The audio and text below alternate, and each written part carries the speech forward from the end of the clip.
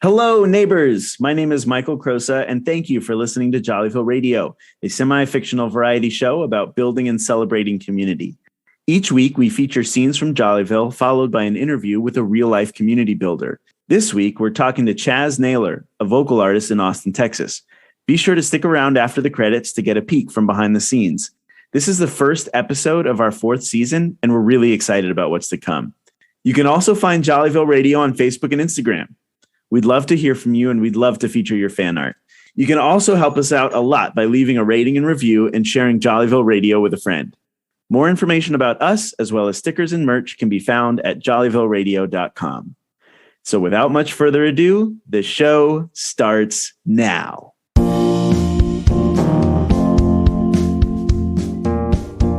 Well, hello, neighbors, and thank you for tuning in to Jollyville Radio on KJVR. My name is Julia Stonewash, and I'm broadcasting from Chipperton Memorial Square Park in downtown Jollyville. We're here to talk to the new owner of the Cup of Love hot chocolate cart. This is Samson Boyd, the owner of Cup of Love. How are you, Samson? I'm doing wonderfully. I just got started with my hot chocolate stand here, and I put it on wheels so that I can bring a cup of love anywhere. For those of you at home, Samson's cart is actually a souped-up rickshaw. That's correct, Julia. It brings me great pleasure to share my long-standing family recipe for the perfect hot chocolate. The secret is that I can just look at the person and can tell what would make the perfect drink. The couple I just curated for had something special. The woman had an extra splash of chocolate drizzle and the man had hot white chocolate mixed in. I don't need to ask, I just know. This couple is clearly in love, but the man was giving off weird energy. The man was giving off weird energy? You mean this couple right over here? That would be the one. And if I can guess correctly, they appear to be enjoying it.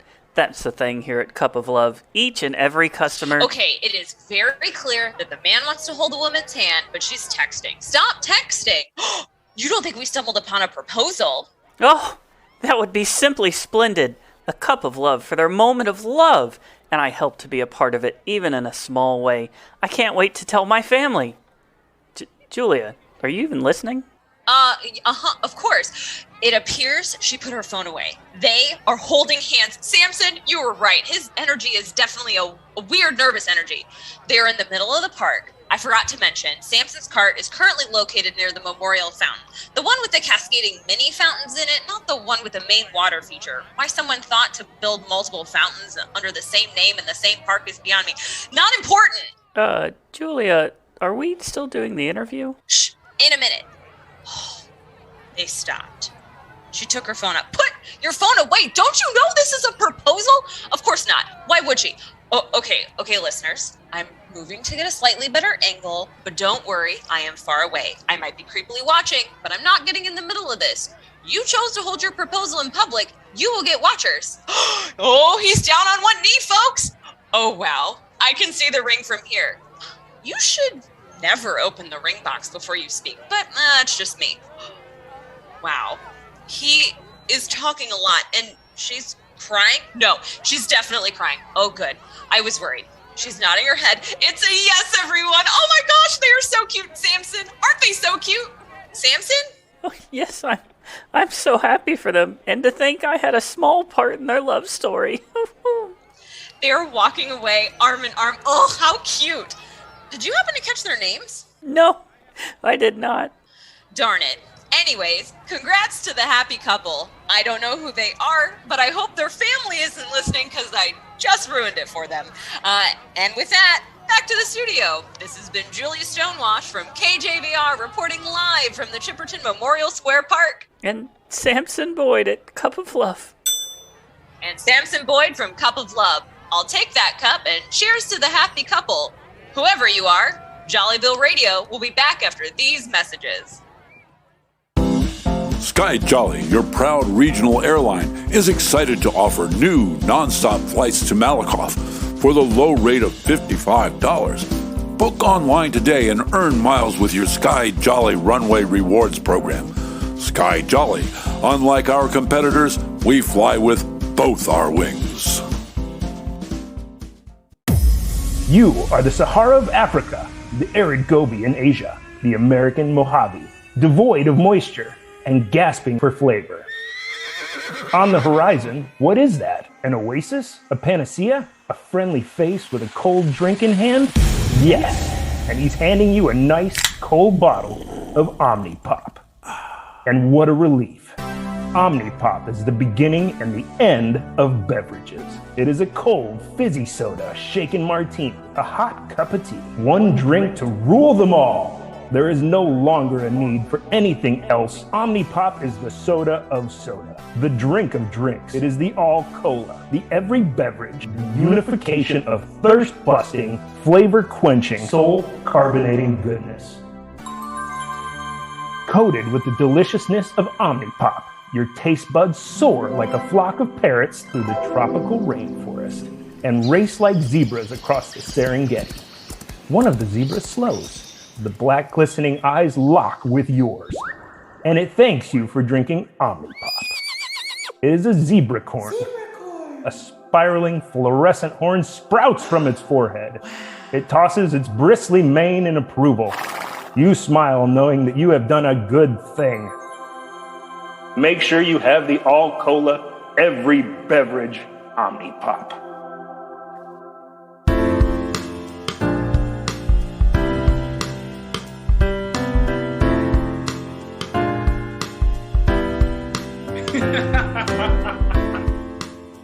Hello, my name is Chaz Nailor. Figaro, Figaro, Figaro, Figaro. You're listening to Jollyville Radio on KJVR.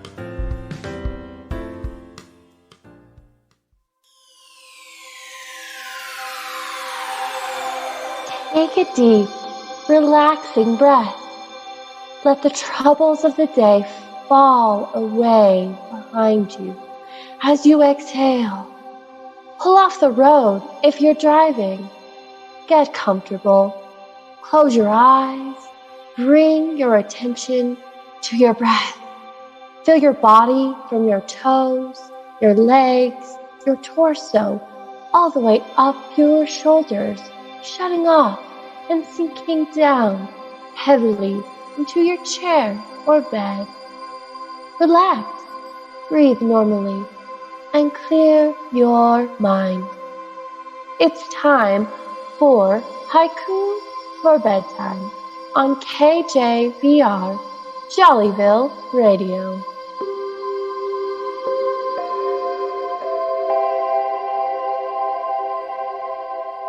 Nature's change of shift, yellow and vermilion leaves.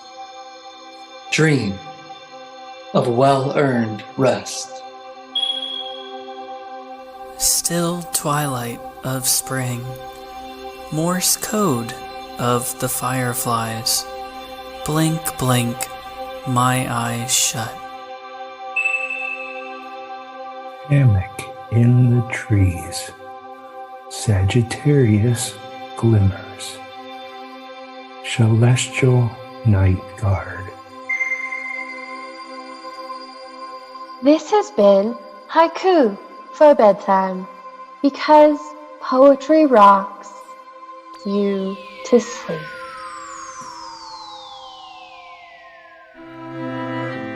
Jollyville Radio is brought to you by Jollyville State University, where C's get degrees and B's have infested the second floor bathroom. Jollyville State University. Why go far when you could go here?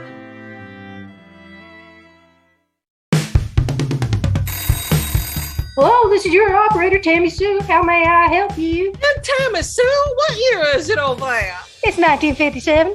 How about you? I'm in 2022. She's in 2022. Always makes me happy when you call the party line, kitty. Who all's on the party line? Just me and Tammy with an eye. We talk about casserole recipes. Tammy Sue was telling me about her Dutch oven sausage lasagna recipe. Oh, try doubling up on the sausage. And y'all don't forget to wash those hands before you start messing in the kitchen. You mind your own business, Kitty Westlake. Oh, my, excuse me. How are things going in future Jollyville, kitty? Oh, my goodness heaven, something's happened. Oh, no. Is everyone okay? Something good, really, really good's happened. Why, there's been a marriage proposal. Goody. I just love love. Oh, I remember when my Beauregard proposed to me. What a lovely specimen of masculine being was my dear, dear Beauregard. He was such a romantic. Well, what happened? Well, he called me and told me he was going to take me out to a mighty fine dinner, some real fancy schmancy place, and I should pull out the dog and put on my finest finery. Got to show off a little.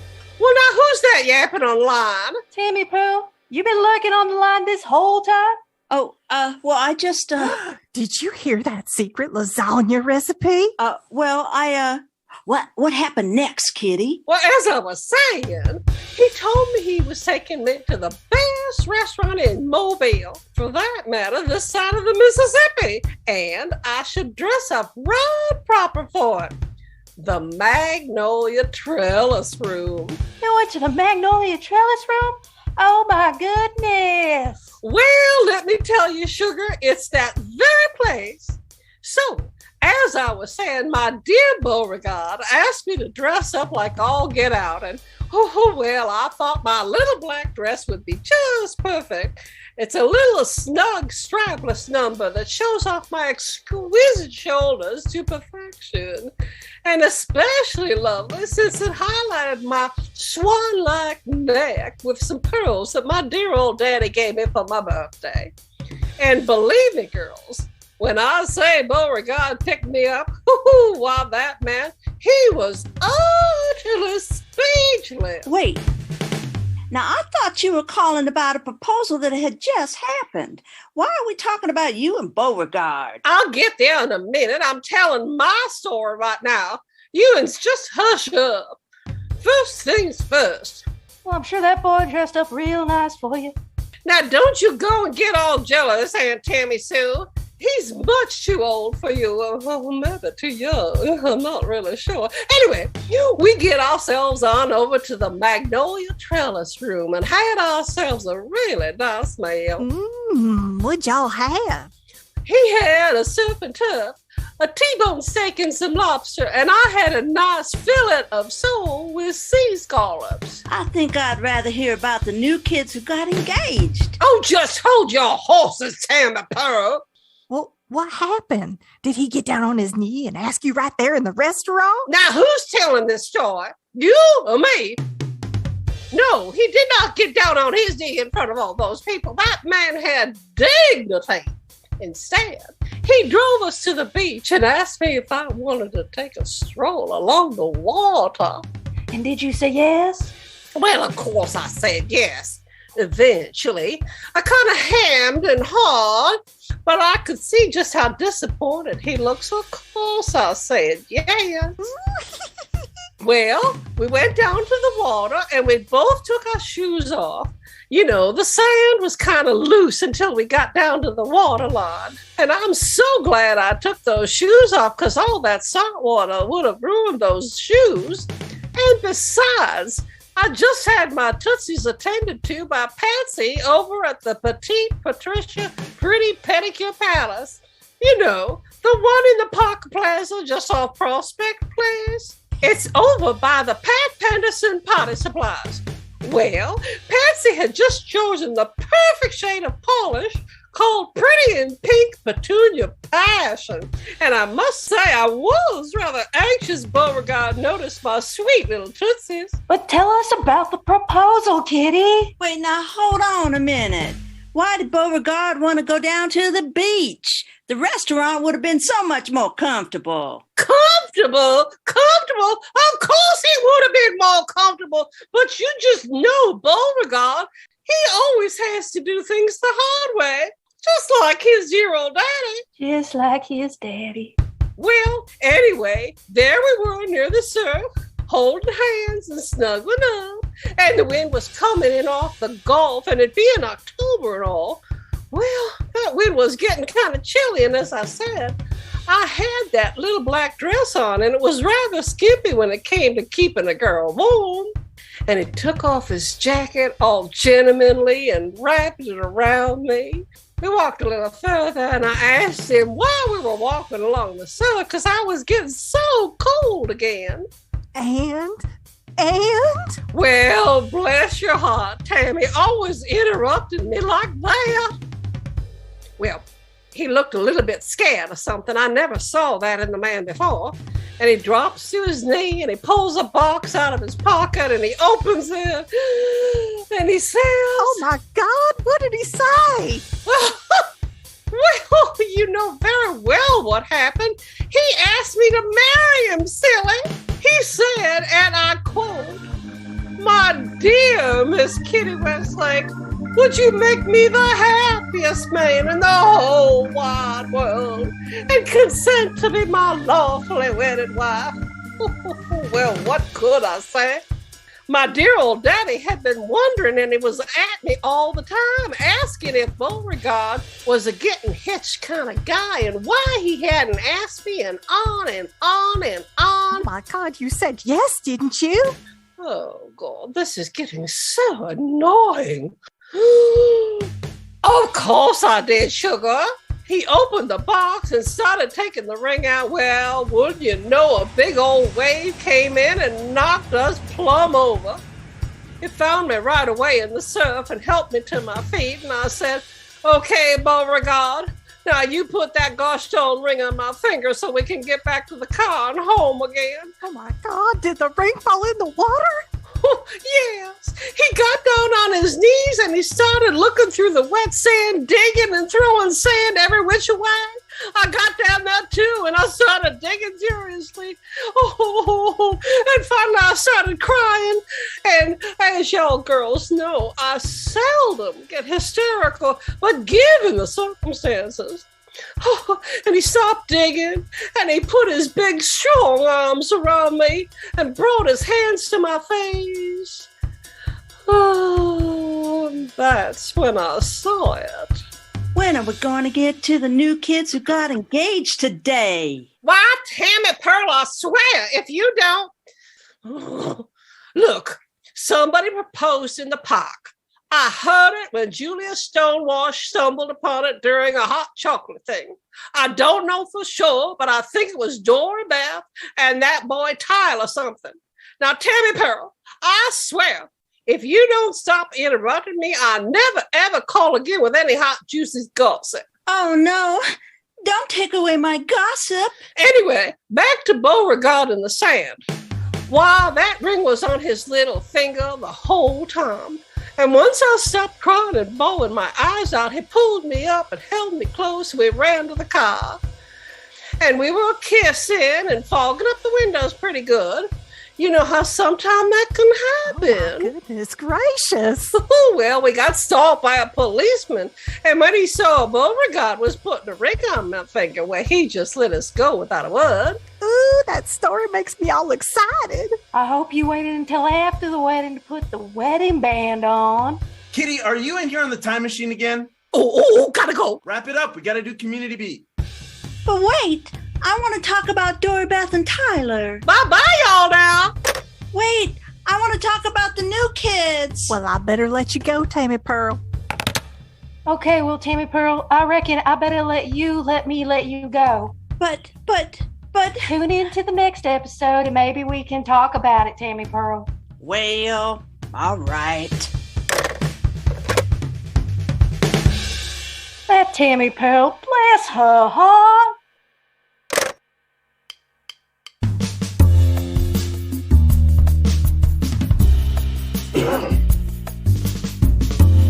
Chaz Nailor, you're on mute, bro. Hey, how's it going? Hey, what's happening, man? Not a whole lot of working. You still in the office? Yeah, still in the office. On a Friday at 7:00. It took a minute, and I'm sure you probably thought I was, full of it, that I didn't get you in here right away, but it took a minute to get you for a specific reason. This show, the next show that's airing with your interview, this interview, will be the first show of our fourth season. And I was like, okay, that's going to air at the end of African Heritage Month. And we're going to have an opera singer who is black. I was like, hey, can't get any better than that. So let me just open up the show. We kind of do a little casual opening. This is Jollyville Community Beat with UncleASAR. turning the spotlight on good people doing great work in the real world. And we have Chaz Nailor, who I've just said is an opera singer who happens to be Black. Welcome to Jollyville, Chaz. How you doing, man? I'm great. Thank you for having me. All right. So do you consider yourself an opera singer or just a vocalist or a crooner, a balladeer? Yeah, I consider myself a vocal artist. A vocal artist. So you have a wide repertoire of things that you can do with your voice. Okay, and one of them being opera. One of them is opera. I've also done musical theater. I've also done some backup singing for Deltron 3030, the hip hop supergroup. I've also done some stuff for Game of Thrones when they were here for Bleed for the Throne, which was a fundraiser for the Red Cross, American Red Cross. So a whole bunch of different genres. That's what's cool about the voice, is it can do just about anything. And so obviously it's a passion of mine. And so I try to make a point to stay active. I'm in a number of artistic rosters. I've been on the roster of the San Antonio Chamber Choir. Gosh, I don't know how long now. I want to say almost 10 years. I've been in Chorus Austin now since I moved back. I was in Chorus Austin when I was in undergrad here at UT Austin. Left for graduate school, moved back and joined Chorus Austin again. Now I'm the bass section leader. I also sing downtown at St. David's Episcopal Church. I was working there also in my undergrad. Like I said, I moved away and then came back, and now I work there again. You can hear me singing there every Sunday morning. I try to stay active, singing with the Austin Symphony Orchestra. And like I said, I've done musical theater. I've done work for Zach Scott Theater. Any opportunity I can get that fits into my very busy schedule, I'm in. Okay, so when are you going to quit your day job and just go into doing voice? Right. If there was a Motown in Austin, I'd be all over it. Mm-hmm. So when you told me when you first told me you were an opera singer, that just blew my mind. The first person I thought of course, was Paul Robeson. Yep. And I was like, wow. So who do you look to in opera itself as an influence? Unfortunately, there really isn't a lot of representation in opera. Been a brother singing opera, right? Yeah, exactly. There's really not much. So, I think of Kathleen Battle, for better or worse. She's definitely an amazing top tier, top notch artist. But sometimes the way you behave is, I'll leave it at that. You're familiar with, I'm sure you know of Leontine Price? Yeah, Leontine Price, yes. Do you know who I know? I know her brother. I used to hang out with him when I lived in DC, General George Price. He's a retired general. Great guy. I don't know how old he is now. He's probably 100 now, but he was a great guy. We used to hang out with a group of people and we go have cocktails, if you will, and that kind of thing. But he was a super guy. Yeah, and he actually said that he was her manager or whatever. But yeah, General George Price. Yeah, Leontine Price, definitely. I consider her, as a trailblazer. She broke the way for a lot of, people of color in opera, which was otherwise always, Caucasian, white, yeah. So definitely, I think of her. I think of contemporarily, I think of Denise Graves, Black woman who sings opera, often well known for her roles as Delilah in Samson and Delilah. I also think of, although she does her voice is so versatile that she does opera and musical theater, is Audra McDonald. I don't think I've heard of her. Interesting. Okay. Tell us about the community of artists here in Austin. You mentioned that you were in the choirs when you were at the University of Texas and now, and the orchestra and that type of thing. Tell us what the community is about, or what it's like, and how, if you encourage each other and feed off of each other's energy and talents. Yeah, it's amazing. Some of the connections and community that I'm a part of. These are people who are extremely talented. These are the most professional, the most prepared, the most talented people in Central Texas that you could probably ever meet. And it's an honor and a privilege to work with each and every one of them. Many of them I have, especially in the San Antonio Chamber Choir, which is kind of a reunion every time we get together, because some of them I actually went to graduate school with at Indiana University in Bloomington. Some of them I've been singing with since undergrad. And I'm thinking of the people that I sing with in Chorus Austin. And at my church, St. David's Episcopal Church. In fact, we have a compline service in the evening, which is evening prayers, every Sunday night at 8 o'clock. You can find us on Facebook, St. David's Compline Service. If you want to tune in, there's a live stream. And some of the singers there I've actually sung with since undergraduate school. We're very supportive and we're always very prepared. I love that we have a professional approach and that we're always striving for excellence in music and just in performance in general. And again, I couldn't ask for better colleagues. I mean, it really is so collegial. I know in a lot of markets, maybe artists are feeling like they're competing against one another for opportunities. And I don't get the sense of that feel that any time here in Central Texas. Everyone is, like I said, very supportive. And yeah, there are times when we might be vying for the same role, but it's always, like I said, very, very professional and supportive regardless of the outcome. Speaking of roles, when you think of opera and you think of Black men, there's always that role that comes up. Paul Robeson played it, and a number of other brothers, Othello.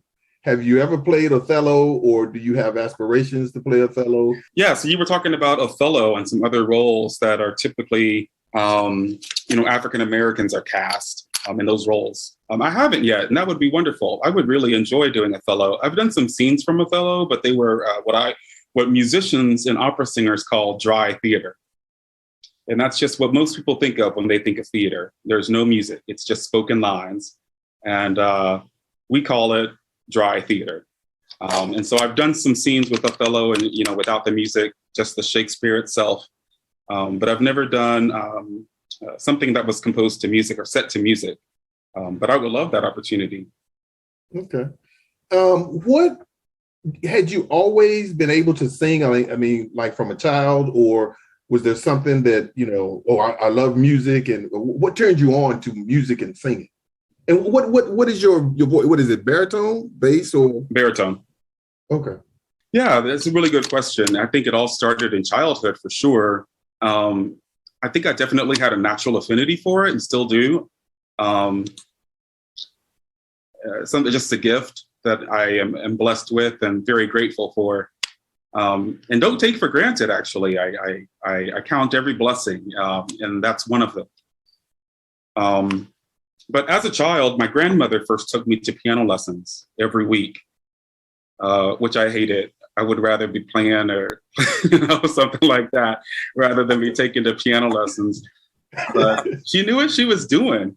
She would tell me when I was a child, she said, this will be another form of income for you if you can do music. So she was already thinking ahead. And I guess that must have stuck with me, because here we are. This is another way to earn, another way to make a living. So I guess that's me. Absolutely. So tell us, if we want to hear you sing, and we do, where can we hear you or see you perform? I mean, I guess with COVID, on the demise, hopefully. Where will you be performing? Tell the people where you'll be performing, and we can come and see. Sure. I think the best way to, was to catch me on a live stream. Like I said, I'm on the music staff at St. David's Episcopal Church in downtown Austin, stdave.org. And I perform there, do music ministry every Sunday morning and every Sunday evening. The other opportunities to see me are going to be, pretty hit or miss, which is unfortunate because of COVID-19. Sometimes we plan on having an in-person concert and then, all of a sudden have to shift and just live stream it. But I would say just follow the websites of the organizations that I sing with. The San Antonio Chamber Choir would be SA, as in San Antonio. So that's sachamberchoir.org. And the local organization that I perform with is Chorus Austin, and that's chorusaustin.org. Chaz Nailor, we appreciate you coming to talk to us here in Jollyville, and we wish you the best of the best, brother. Thank you very much. Thank you. This has been Jollyville Community Beat with UncleASAR, and dig this. No one can do I forgot my thing because I haven't done it in a while. Let me try that again. This has been Jollyville Community Beat with UncleASAR, and dig this. No one can do everything, but everyone can do something. Peace. That was great, man. I was like, what am I going to say? What am I going to say? And you guys, yeah, it was just really natural. Thank you.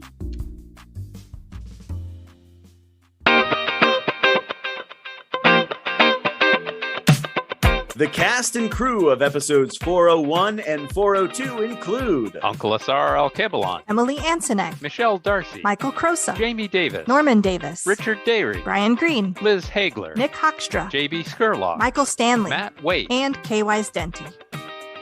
Jollyville Radio is a member of the Pizza Rice Podcasting Collaborative. This recording was made in accordance with social distancing and produced in Chattanooga, Tennessee. Direction and music by Michael Crosa with social media help from Liz Hagler. Our talented editors are Jamie Davis, Richard Dayries, and Dr. Monse Santillan. If you'd like to support Jollyville Radio, please leave us a rating, a review, or tell a friend. Follow us on Facebook and Instagram at Jollyville Radio on both. Be sure to tag us so that we can share your pictures and fan art. You can buy stickers and merch at jollyvilleradio.com. You can also become a patron with a monthly pledge at patreon.com/jollyvilleradio.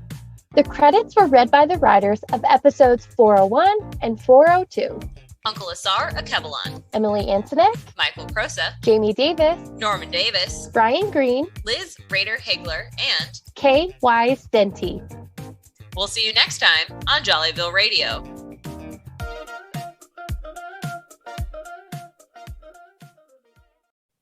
Hello, this is your... Oh, sorry. Let me try that again. You know, the one in Parker Plaza just off Prospect Place. It's over by the Pat Penderson Party Supplies. Sorry, I added that when you weren't looking. Oh, the man, what he does to me when I'm not looking. Is that the person with the pinatas, Michael? Yes, it is. Pat Pedersen's Party Supplies. Perfect purveyors of pretty pinatas. Oh, Jesus. Comfortable. Sometime when we're not recording, I'll tell you how we got it on, Beauregard now. Oh, no. Okay, Beauregard. Now you put that gosh darn ring on my finger so we can get back to the car and home again. My toes are all sandy and I'm freezing my butt off. All other parts of my anatomy are going to be frigid. And he took off his jacket all gentlemanly and wrapped it around me, his hands lingering ever so long on my shoulders. Just like his daddy. Oh, and I had both so I can attest to the manliness.